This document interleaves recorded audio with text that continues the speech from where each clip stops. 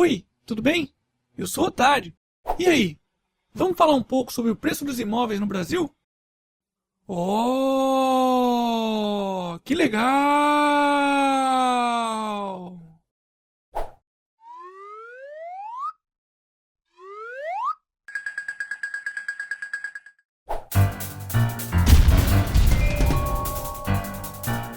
E você sabia que a média nacional do preço do metro quadrado de um apartamento é de mais de R$ 7.300? E que o tamanho médio de um apartamento no Brasil é de pouco mais de 73 metros quadrados? Ou seja, o valor médio de um apartamento no Brasil é de mais de R$ 537 mil.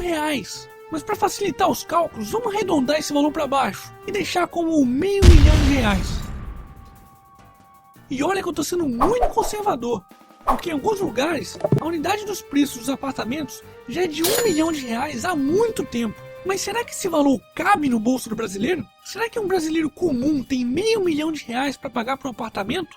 De acordo com o Banco do Brasil, em um financiamento de R$500 mil, com entrada de 100 mil e financiamento dos 400 mil restantes, em um prazo de 25 anos ou 300 meses, os valores das prestações iniciais poderiam variar de mais de R$ 3.950 até R$ 4.235, dependendo do relacionamento que o cliente possui com o banco. E depois de 12 anos, a pessoa ainda estaria pagando parcelas superiores a R$ 3 mil.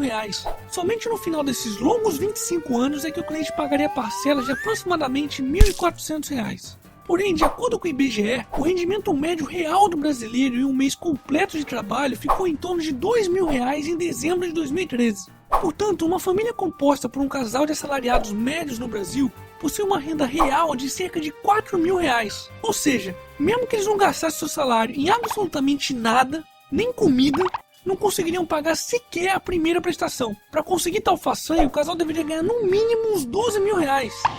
Mesmo assim, teria que economizar bastante para conseguir pagar as parcelas da tão sonhada casa própria. Ah, e nem pensar em colocar os filhos em escola particular. Teria que ser escola pública mesmo, senão, adeus orçamento. Agora pergunto mais uma vez. Será que o brasileiro comum tem R$500 mil para pagar por um apartamento? Será que essas pessoas que estão contratando financiamentos muito além de suas capacidades financeiras conseguirão honrar suas dívidas nos próximos anos? E o que acontecerá quando essas mesmas pessoas perceberem que elas não conseguem mais pagar essas parcelas?